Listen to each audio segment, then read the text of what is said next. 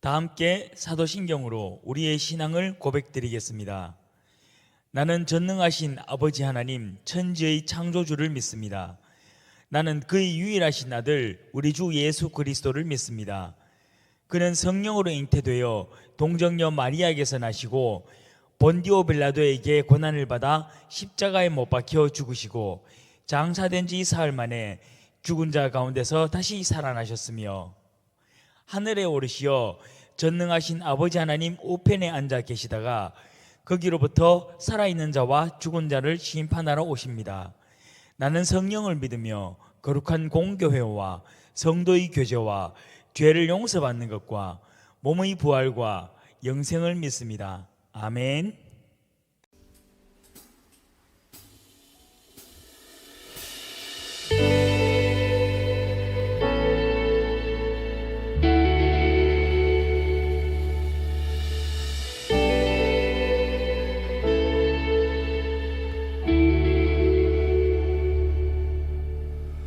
이 땅을 지으신 주님이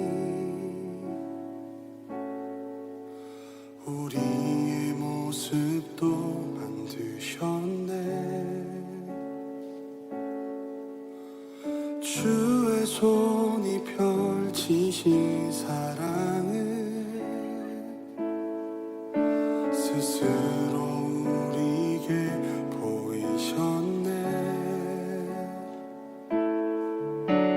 삶 속의 수많은 경쟁 속에서도 우리가 살아가는 현실에서도 우리는 사랑이 소망됨을 신뢰해. 창조주의 사랑이 영원한 그 사랑으로 이 땅을 지으셨네. 지으신 그 뜻 따라 우리 살아가리. 우리는 사랑이 소망됨을 신뢰해. 창조주의 사랑이 영원한 그 사랑으로 이 땅을 지으셨네. 지으신 그 뜻 따라 우리 살아가리.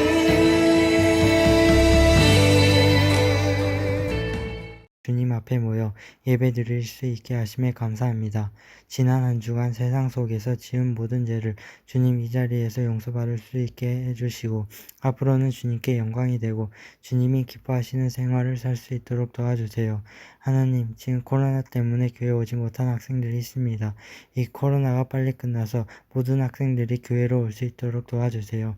그리고 말씀을 전하시는 전도사님을 통해 주님을 더 알게 하고 작은 믿음이 큰 믿음으로 되게 도와주세요. 이 모든 말씀 예수님의 이름으로 기도드립니다. 아멘. 하나님께서 오늘 우리에게 주시는 말씀은 마태복음 25장 1절에서 13절 말씀입니다. 그때의 천국은 마치 등을 들고 신랑을 맞으러 나간 열 처녀와 같다 하리니 그 중의 다섯은 미련하고 다섯은 슬기 있는 자라. 미련한 자들은 등을 가지되 기름을 가지지 아니하고 슬기 있는 자들은 그릇에 기름을 담아 등과 함께 가져갔더니 신랑이 더디옴으로 다 졸며 잘세. 밤중에 소리가 나되 보라 신랑이로다 맞으러 나오라 하매 이에 그 처녀들이 다 일어나 등을 준비할세. 미련한 자들이 슬기 있는 자들에게 이르되 우리 등불이 꺼져가니 너희 기름을 좀 나눠 달라 하거늘 슬기 있는 자들이 대답하여 이르되 우리와 너희가 쓰기에 다 부족할까 하노니 차라리 파는 자들에게 가서 너희 쓸 것을 사라 하니 그들이 사러 간 사이에 신랑이 오므로 준비하였던 자들은 함께 혼인잔치에 들어가고 문은 닫힌지라. 그 후에 남은 처녀들이 와서 이르되 주여 주여 우리에게 열어주소서. 대답하여 이르되 진실로 너희에게 이르노니 내가 너희를 알지 못하노라 하였느니라. 그런즉 깨어있으라. 너희는 그날과 그때를 알지 못하느니라. 아멘. 네, 오늘은 하나님 나라를 준비하는 삶이라는 제목으로 여러분에게 말씀을 전하도록 하겠습니다. 오늘 본문에는 예수님께서 천국을 신랑을 맞을 준비를 하는 10처녀에 비유하셨습니다. 10처녀 가운데 5은 슬기로운 처녀들이었고 나머지 5은 미련한 처녀들이었습니다. 슬기로운 처녀들은 기름을 준비하여서 신랑과 함께 혼인잔치를 할 수 있었고, 미련한 처녀들은 혼인잔치에 참여할 수가 없었습니다. 이 비유에서 신랑이 온다라는 것은 종말, 즉 하나님 나라가 완성되는 날을 의미합니다. 그렇다면은 신랑을 기다리는 10처녀는 모두 다가 하나님 나라를 기다리는 사람들, 즉 그리스도인임을 의미합니다. 슬기로운 처녀였든 미련한 처녀였든 이들은 모두 다 하나님 나라가 완전하게 이루어지는 날을 기다리는 그리스도인들이라는 사실을 우리는 기억해야 합니다. 그러나 이보다 먼저 우리가 생각해야 할 부분은 과연 우리는 하나님 나라에 대한 소망이 있는가라는 부분입니다. 여러분 중에는 아직 교회 나온 지 얼마 되지 않았기 때문에, 또는 교회에 오랫동안 다니고 있어도 아직까지 그렇게 특별히 하나님에 대해서, 하나님 나라에 대해서 생각을 하지 않는 친구들이 여전히 많을 것이라고 생각이 됩니다. 그러나 제가 여러분들에게 분명히 이야기해 주고 싶은 것은 하나님 나라는 반드시 온다는 사실입니다. 언제 어떤 방법으로 하나님 나라가 이루어질지는 우리가 알 수 없습니다. 그러나 그날은 반드시 옵니다. 하나님 나라가 온다는 이 의미는 하나님 나라가 완성되는 날이 있다는 이야기입니다. 그리고 그날 우리는 부활을 경험하게 될 것이고 영원한 생명을 경험하는 날이 될 것입니다. 우리는 여기에 대한 소망을 분명히 가져야만 합니다. 그리고 이날, 이 하나님 나라가 완성되는 날, 누가 이 영원한 생명에 들어갈 수 있을지는 아무도 알 수가 없습니다. 마태복음은 이 하나님 나라가 완성되는 날, 종말에 대해서 이야기를 하면서 모든 그리스도인이 구원을 받는다고 이야기하지 않는다고 계속해서 이야기하였습니다.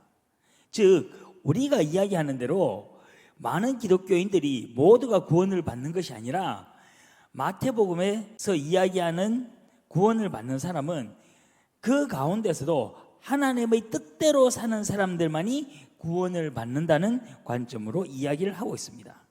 이런 이야기를 하게 되면은 성경에서는 서로 충돌되는 이야기가 많이 나타납니다. 특별히 구원에 대한 부분에 대해서는 훨씬 더 다양하게 나타납니다. 우리는 지금까지 예수를 그리스도로 고백하는 모든 그리스도인은 구원을 받는다는 이야기만을 교회에서 들어왔을 것입니다. 그러나 성경에서는 최후 구원에 관한 이야기가 매우 다양하게 기록되어 있습니다. 구원에 대한 부분에서 다양하게 기록되었다는 것은, 첫째, 예수를 그리스도로 고백하는 사람들은 모두 구원을 받는다는 것도 있습니다. 둘째, 모든 사람, 즉 예수를 그리스도로 고백하지 않는 사람들까지도 구원을 받을 수 있다는 내용도 있습니다. 세 번째, 인간만이 아니라 모든 만물, 모든 우주적 차원에서 구원이 이루어진다는 내용도 있습니다. 네 번째, 예수를 그리스도로 고백하는 사람들이라 할지라도 그들의 삶의 실천이 따르지 못하면 구원을 받을 수 없다는 내용이 있습니다. 바로 이 네 번째에 해당하는 내용을 가장 강조하고 이야기한 성경이 바로 우리가 계속해서 읽고 있는 마태복음입니다. 그리고 저는 지금 계속해서 이야기를 하지만은 이 구원에 대한 이야기를 다루면서 다양한 구원에 관한 성경을 읽으면서 우리가 해야 할 일은 어떤 이야기가 맞느냐, 어떤 이야기가 틀리냐를 따져서 어떤 성경의 기록을 우리가 받아들이는가를 결정하는 것이 아니라는 것입니다. 이 서로 다른 성경의 기록을 읽으면서 우리가 가져야 될 바른 자세는 우리가 어떻게 그리스도인답게 살 것인가를 판단하고 결단하는 것이 바로 우리의 몫입니다. 오늘 본문에 기록된 열 처녀는 신랑을 맞이할 준비를 하는 내용에 여기에서 초점을 맞추어야만 합니다. 슬기로운 다섯 처녀는 신랑을 맞이할 준비가 되어 있었고, 미련한 다섯 처녀는 신랑을 맞이할 준비가 되어 있지 않았습니다. 우리는 모두가 하나님 나라가 완전히 이루어지는 날을 기다리며 사는 사람입니다. 하나님 나라가 완전히 이루어지는 날, 다른 말로 우리가 재림의 날이라고도 표현하고 최후 심판의 날이라고도 표현하며 또는 부활의 날이라고 표현할 수 있습니다. 그 어떤 표현이든지 오늘 비유의 말씀대로면 그 날이 곧 신랑이 오는 날입니다. 즉 우리는 모두가 신랑을 기다리는 신부라는 것입니다. 그렇다면 현재 우리는 우리의 삶을 어떻게 사는 것이 신랑을 기다리는 신부가 등잔의 기름을 준비하는 삶이 될 수 있는가에 우리는 모든 고민을 집중해야만 합니다. 이것이 바로 오늘 본문을 통해서 우리가 깊이 고민해야 할 부분입니다. 그런데 이 어떻게 살 것인가라는 부분에 대해서 고민을 하게 되면은 사람마다 서로 다르게 아주 다양한 모습들이 나타날 것입니다. 저는 여기에서 올 한 해 우리 주제와 연결해서 생각을 해보았습니다. 올 한 해 우리 중고등부의 주제는 무엇입니까? 하나님 나라를 만들어가는 공동체입니다. 하나님 나라를 만들어가는 공동체는 곧 하나님 나라가 완전히 이루어지는 그날을 준비하는 공동체라는 의미도 포함이 됩니다. 그러면은 우리에게 하나님 나라가 완전히 이루어지는 그날을 준비하는 삶은 무엇인가? 여기에 대해서 우리가 한번 생각을 해보고자 합니다. 우리는 하나님 나라가 하나님의 뜻이 이루어지는 나라라고 정의하였습니다. 결국 하나님 나라가 완전히 이루어지는 나라는 하나님의 뜻이 완전히 이루어지는 나라라는 의미입니다. 그렇다면 이 땅에서 하나님의 뜻이 완전히 이루어지려면 우리가 우리의 삶 속에서 하나님의 뜻을 이루어내야 하지 않겠습니까? 그래서 우리는 먼저 하나님의 뜻이 무엇인지를 알아야 합니다. 우리 삶에서 이루어지기를 원하는 하나님의 뜻은 무엇일까요? 하나님의 뜻은 예수님께서 우리에게 가르쳐 주신 계명에서 분명하게 나타납니다. 마태복음 22장 37절에서 40절 말씀입니다. 예수께서 이르시되 내 마음을 다하고 목숨을 다하고 뜻을 다하여 주 너의 하나님을 사랑하라 하셨으니 이것이 크고 첫째 되는 계명이요 둘째도 그와 같으니 내 이웃을 내 자신같이 사랑하라 하셨으니 이 두 계명이 온 율법과 선지자의 강령이니라. 아멘. 예수님께서는 우리에게 계명을 주시면서 첫 번째로 내 마음을 다하고 목숨을 다하고 뜻을 다하여 주 너의 하나님을 사랑하라고 하셨습니다. 두 번째로 내 이웃을 내 자신같이 사랑하라고 하셨습니다. 이 두 계명이 결국은 이 땅에서 이루어지기를 원하는 하나님의 뜻이라는 것을 우리는 알 수 있습니다. 이 계명보다도 하나님의 뜻을 더 분명하게 나타낸 내용은 어떤 것도 없습니다. 많은 교회에서 이야기하는 모든 가르침들이 이 계명 안에 포함이 됩니다. 여러분이 교회에서 이런 걸 해야 됩니다, 저런 걸 해야 됩니다, 어떤 내용을 가지고 오더라도 사랑하라는 이 계명 안에서 모든 것을 충분하게 설명할 수 있습니다. 가장 먼저 예를 들자면은 우리는 예배에다가 굉장히 높은 가치를 두고 있습니다.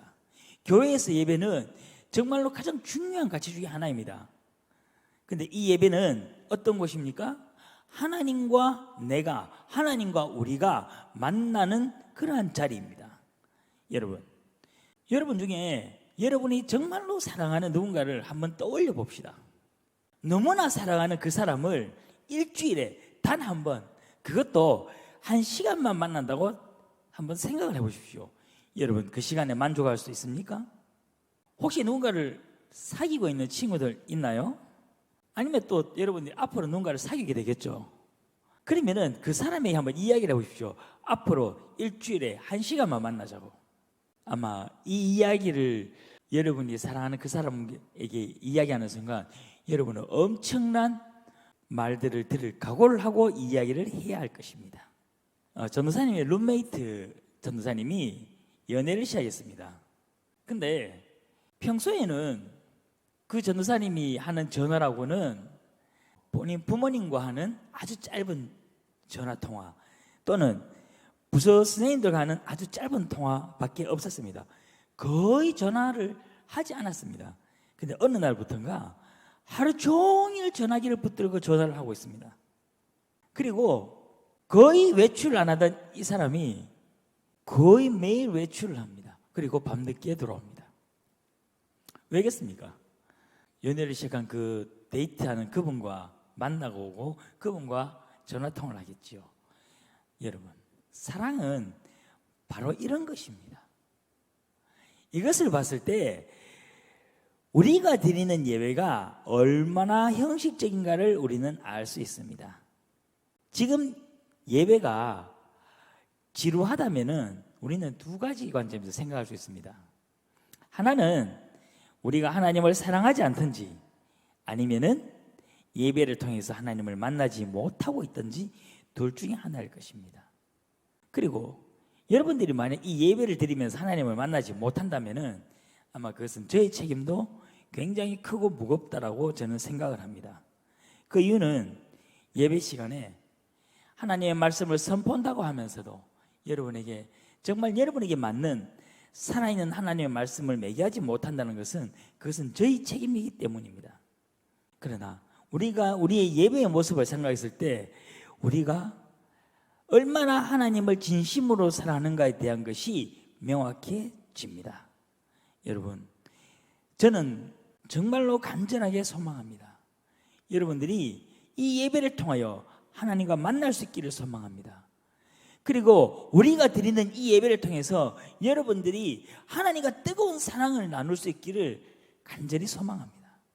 예배 시간을 기다리고 그 예배 시간이 부족하여서 정말 각자의 삶의 순간에서 하나님을 생각하고 하나님의 말씀을 사모하는 그런 여러분들이 되기를 간절히 소망합니다.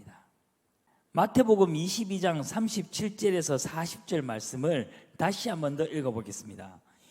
예수께서 이르시되 내 마음을 다하고 목숨을 다하고 뜻을 다하여 주 너희 하나님을 사랑하라 하셨으니 이것이 크고 첫째 되는 계명이요 둘째도 그와 같으니 내 이웃을 내 자신같이 사랑하라 하셨으니 이 두 계명이 온 율법과 선지자의 강령이니라. 아멘. 저는 이번에 이 본문을 다시 한번 읽으면서 제가 이제까지 발견하지 못했던 놀라운 구절을 발견했습니다. 그것은 자막에 나오듯이 39절이 둘째도 그와 같으니라는 구절입니다. 이 구절이 도대체 무엇을 의미했을까 제가 생각해 보았을 때 한마디로 두 번째 계명도 첫째와 같다라는 것입니다. 즉 첫째 계명과 둘째 계명이 서로 다른 뜻을 가진 것이 아니라 같은 뜻이라는 것에 저는 초점을 맞추었습니다. 이것은 곧 하나님을 사랑하는 것이 내 이웃을 내 몸과 같이 사랑하는 것과 같다는 의미입니다. 저는 지금까지 이 두 계명을 분리해서 생각하였습니다. 하나님을 사랑하는 것과 사람을 사랑하는 것 이 두 가지를 구분하였습니다. 그리고 우리는 하나님의 사랑 안에서 그 사랑 안에 있는 사람이 해야 할 일 또는 사명 정도로 생각을 하였습니다. 그런데 이번에 이 말씀을 묵상하면서 깨달은 것은 하나님을 사랑하는 것과 사람을 사랑하는 것이 결코 구분되는 것이 아니라는 것입니다. 둘째도 그와 같으니 이것을 통하여서 이 말씀을 통하여서 하나님을 사랑하는 사람은 반드시 사람을 사랑하는 것과 바로 같은 의미로 연결이 된다는 것입니다. 이것은 다른 말로 이야기하면은 우리가 예배를 드리면서 교회에 다니면서도 하나님을 사랑한다고 이야기를 하면서도 옆에 있는 사람을 사랑하지 않는 것은 이미 하나님을 사랑하지 않는 것과 같다는 의미로도 받아들일 수가 있다는 것입니다. 오늘 우리가 생각한 것을 다시 한 번 더 정리를 해보겠습니다. 우리는 오늘 이 10처녀의 비유를 통해서 슬기로운 5처녀의 삶, 즉 하나님 나라를 기다리면서 준비하는 삶이 어떤 삶인가를 주제로 생각해 보자고 하였습니다. 여러분, 첫 번째로 우리는 하나님 나라를 기다리는 사람이 되어야만 합니다. 우리가 함께 예배를 드리고 하나님을 믿는다는 것은 언젠가 이루어질 하나님 나라를 기다린다는 것과 같은 의미입니다. 언젠가 이루어질 그 하나님 나라에 대한 소망이 우리에게 반드시 있어야만 합니다. 여러분, 함께 예배를 드리는 우리 모두에게 하나님 나라에 대한 소망이 있기를 간절히 바랍니다. 이사야서 11장 6절에서 9절을 읽어보겠습니다. 그때에 이리가 어린 양과 함께 살며 표범이 어린 염소와 함께 누우며 송아지와 어린 사자와 살찐 짐승이 함께 있어 어린아이에게 끌리며 암소와 곰이 함께 먹으며 그것들이 새끼가 함께 엎드리며 사자가 소처럼 풀을 먹을 것이며 젖먹는 아이가 독사의 구멍에서 장난하며 젖된 어린아이가 독사의 굴에 손을 넣을 것이라. 내 거룩한 산 모든 곳에서 해됨되어 없고 상함도 없을 것이니 이는 물이 바다를 덮음같이 여호와를 아는 지식이 세상에 충만할 것임이니라. 아멘. 제가 하나님 나라를 이야기하면서 늘 불렀던 찬양이 있었죠. 독사굴에 어린이가 손 놓고 장난쳐도 물지 않는, 이 구절이 바로 이 찬양이 이 성경 구절에서 나왔습니다. 여러분, 성경이 약속한 하나님 나라는요 바로 이런 나라입니다. 여러분 어떻습니까? 좀 기대가 되지 않습니까? 성경이 약속한 하나님 나라는요, 여러분이 어떤 책이나 어떤 만화 또는 웹툰에서 본 어떤 것보다도 더 아름다운 나라이고 우리가 상상도 할 수 없는 그러한 나라가 바로 이 땅에서 이루어지는 완전한 하나님 나라라고 이야기를 하고 있습니다. 이런 이야기를 해서 여러분에게 별로 와닿지 않겠죠. 그래서 제가 여러분께 드린 이야기가 있지 않습니까? 하나님 나라를 얘기하면서 영어 단어를 외우지 않아도 되는 나라, 수학 문제를 풀 필요가 없는 나라, 친구끼리 싸울 필요가 없는 나라, 더 좋은 것은 부모님의 잔소리가 없는 나라. 여러분이 지금까지 여러분이 살면서 경험한 어떤 순간보다도 더 큰 행복이, 더 큰 기쁨이 가득한 나라가 바로 성경이 약속한 하나님 나라입니다. 여러분, 이 정도 나라라면은 어떻습니까? 한번 기대해보고 기다려볼 만한 나라이지 않습니까? 두 번째, 하나님 나라를 기다리는 사람은 하나님 나라를 준비하는 삶을 살아야 합니다. 이 땅에서 하나님 나라가 완성된다는 것은요, 이 땅에서 하나님의 뜻이 완전히 이루어진다는 것이고, 그런 의미에서 하나님의 뜻이 완전히 이루어지는 그날을 준비하는 사람은 우리가 하나님의 뜻을 각자의 삶에서 이루도록 노력하는 삶을 살 필요가 있다는 것입니다. 그래서 과연 어떻게 사는 삶이 하나님 나라를 이루는, 하나님의 뜻을 우리 삶에서 이루려 노력하는 삶인가를 생각해 보았을 때 결국은 하나님의 뜻은 하나님께서 우리에게 주신 계명을 잘 지키는 삶이고, 그 계명을 살펴보았을 때 첫 번째로 우리의 마음과 뜻과 목숨을 다하여 하나님을 사랑하는 것이고, 둘째, 이웃을 우리의 몸과 같이 사랑하는 것이었습니다.